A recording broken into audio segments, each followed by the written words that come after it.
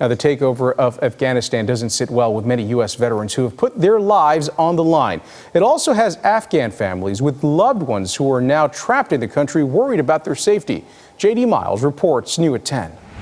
It does absolutely feel, even from my perspective, that what we did over there it feels meaningless, like the lives lost were meaningless. Conor Rankin expresses the frustration of U.S. veterans who also served in Afghanistan. But I absolutely thought this outcome was inevitable unless we were willing to take a more staunch footprint in Afghanistan. I know that a lot of my brothers and sisters in the military are struggling really hard with this right now. The retired Army captain from North Texas says it was clear to him the hearts and minds of Afghanistan's people were not into embracing democracy.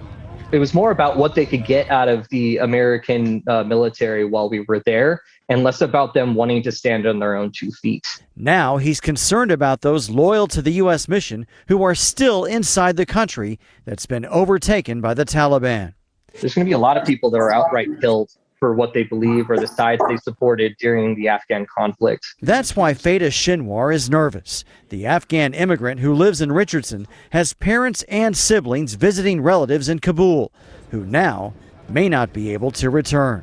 My dad has tried calling the embassy, but he's not been able to get through to the embassy. The lines are more than 2,000 people out the door, and they're not letting them in, saying they don't have an appointment. And I mean, we just really want them home, that's it. And at this point, I just want them home any way possible. I'm just scared for their safety.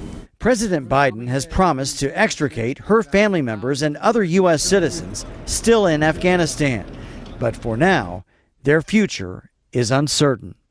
J.D. Miles, CBS 11 News. Ready to share something with you. Late tonight, former President George W. Bush issued a statement. Here it is in part saying America has an obligation to evacuate Afghans who have stood beside the U.S. as allies and all American citizens at risk without delay. Of course, a developing story that we will continue to monitor and follow closely here on CBS 11. Right now, let's